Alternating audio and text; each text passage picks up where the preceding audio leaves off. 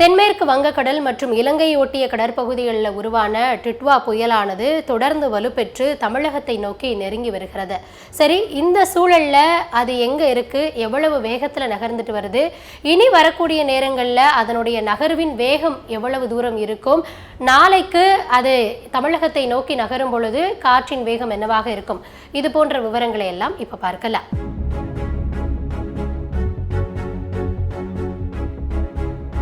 கடந்த 6 மணி நேரத்தை பொறுத்துக்கிட்டோம் அப்படின்னா அது இன்னுமே இலங்கையினுடைய அந்த கடற்கரையோர பகுதிகளில் இருக்கு. இன்னும் சரியா சொல்லணும் அப்படின்னா இந்த தென்மேற்கு வங்கக்கடல் பகுதியில் தொடர்ந்து அது இருக்குது. அதே மாதிரி இலங்கையினுடைய வடக்கு பகுதிகளை ஒட்டிய அந்த கடற்கரையோர பகுதிகளில் தான் தொடர்ந்து அந்த புயலினுடைய மையம் அப்படின்றது இருக்கு. இன்னைக்கு காலையிலலாம் நம்ம பார்த்துருந்தோம் அப்படின்னா திரிகோணமலையில இருந்து இந்த பக்கம் ஒரு 40 கிலோமீட்டர் தொலைவில் இருந்தது. ஆனா இப்போ இங்க யாழ்ப்பாணம் இருக்கு இல்லையா, யாழ்ப்பாணத்துல இருந்து ஒரு 80 கிலோமீட்டர் தொலைவில் அது நிலை கொண்டிருக்கிறது. தொடர்ந்து அது மணிக்கு 8 கிலோமீட்டர் வேகத்துல வடக்கு மற்றும் வடமேற்கு நோக்கி நகர்ந்து வருகிறது. சரியாக இந்த தமிழகத்தை நோக்கி அதனுடைய அந்த நகர்வு பாதை அப்படின்றது இருக்கு.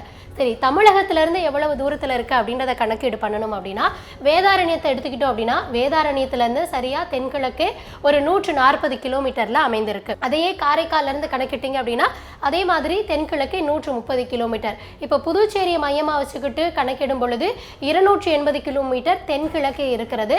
அதே சென்னையில இருந்து தென்கிழக்கே 380 கிலோமீட்டர் தொலைவில் அது இருக்கு.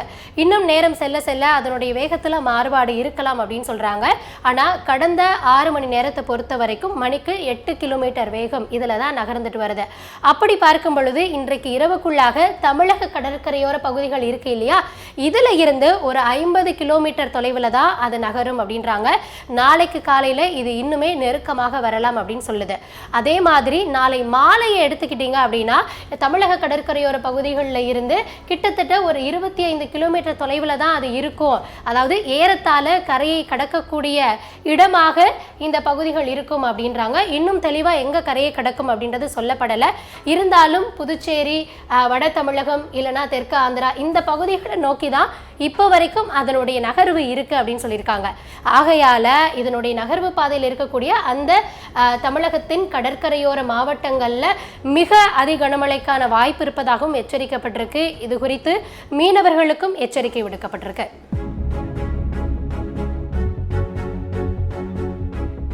உருவாகி இருக்கக்கூடிய டிட்வா புயலானது தொடர்ந்து தமிழகத்தை நோக்கி நகர்ந்துட்டு வருது.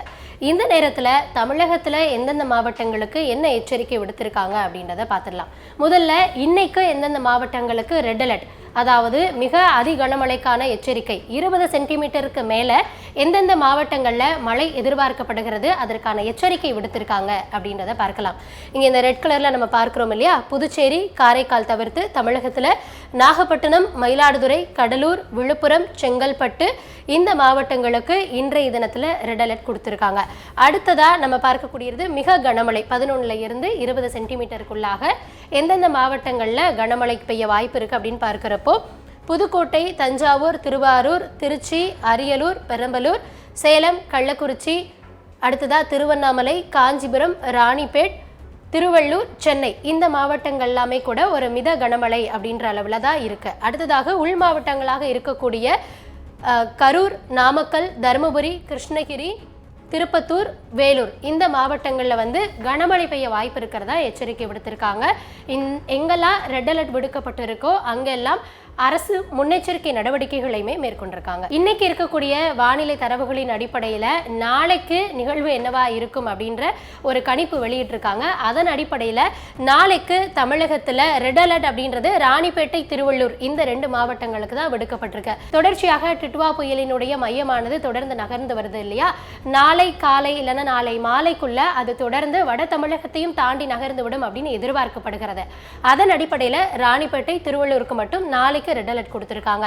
அதற்கு அடுத்தபடியாக மிக கனமழை எங்கெல்லாம் இருக்கலாம் அப்படின்னா சென்னை, காஞ்சிபுரம், செங்கல்பட்டு, விழுப்புரம், திருவண்ணாமலை, திருப்பத்தூர், கிருஷ்ணகிரி, தருமபுரி, வேலூர் இந்த மாவட்டங்களில் இருக்கலாம் சொல்லியிருக்காங்க.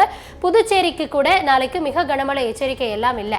அடுத்ததாக அந்த கனமழை எச்சரிக்கையில தான் புதுச்சேரி கூட வருகிறது. புதுச்சேரி, கடலூர், கள்ளக்குறிச்சி, சேலம் இந்த மாவட்டங்களில் தான் நாளைக்கு கனமழை இருக்கு அப்படின்னு தற்போதைய நிலவரப்படி சொல்லியிருக்காங்க. அடுத்தடுத்து வர அப்டேட்ஸின் அடிப்படையில் இது மாறலாம். அடுத்ததாக 1ஆம் தேதி எங்கேயாவது மழைக்கு வாய்ப்பு இருக்கா அப்படின்னு நம்ம பார்த்தோம் அப்படின்னா திருவள்ளூர்ல மட்டும் அங்கேயுமே கனமழை பதிவாகலாம். அதாவது அதிகபட்சமா 11 சென்டிமீட்டர் வரைக்கும் தான் அங்கேயும் அன்றைய தினத்துல மழை எதிர்பார்க்கப்படுகிறது. தொடர்ந்து இந்த டிட்வா புயல் கரையை நெருங்கும் பொழுது எவ்வளவு வேகத்துல பயணப்படுகிறது, அதனால காற்றின் வேகம் இல்ல அந்த மேகங்கள் எப்படி திரள்கிறது, இதனை பொறுத்து அடுத்தடுத்த மணி நேரங்கள்ல அறிவிப்புகள் வெளியாகும். அதன் அடிப்படையில நம்ம மழைப்பொழிவை பற்றிய விவரங்களையும் பார்க்கலாம். இப்போ நம்ம பார்க்க போறது தரைக்காற்றினுடைய வேகம் எந்த அளவுக்கு இருக்கும் அப்படின்றது. இந்த டிட்வா புயல் உருவானதுல இருந்தே நம்மளால பல பகுதிகளிலையும் குறிப்பா கடலோர பகுதிகளில் அந்த தரைக்காற்றினுடைய வேகம் அதிகரிச்சிருக்கிறத உணர முடியும். அந்த கடலோர பகுதிகளில் இன்னும் சொல்ல போனா சென்னை, புதுச்சேரி இது போன்ற பகுதிகள் எல்லாமே மக்கள் கடற்கரையோர பகுதிகளுக்கு வர வேண்டாம் அப்படின்ற எச்சரிக்கை அரசு தரப்பிலேயே விடுக்கப்பட்டிருந்தது. சரி, நாளைய தினம் டிட்வா புயல் தொடர்ந்து கரையை கடக்கலாம் அப்படின்னு எதிர்பார்க்கப்படுது இல்லையா? அந்த நேரத்துல தரைக்காற்றினுடைய வேகம் குறிப்பாக தமிழக கடற்கரையோர பகுதிகளில் எப்படி இருக்கும் அப்படின்றத இப்ப பார்க்கலாம்.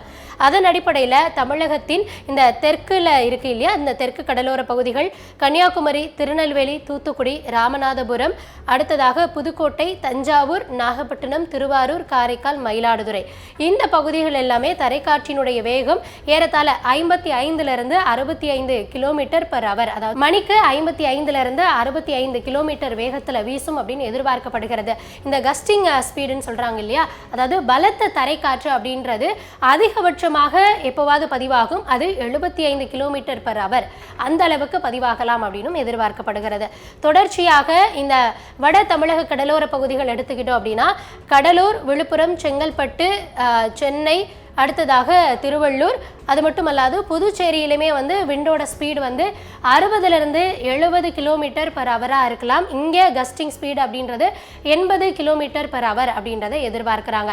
இந்த தரைக்காற்றினுடைய வேகம், இன்னும் மழைப்பொழிவு இதையெல்லாம் அடிப்படையாக கொண்டுதான் மீனவர்களுக்கான எச்சரிக்கை அப்படின்றது விடப்படுகிறது.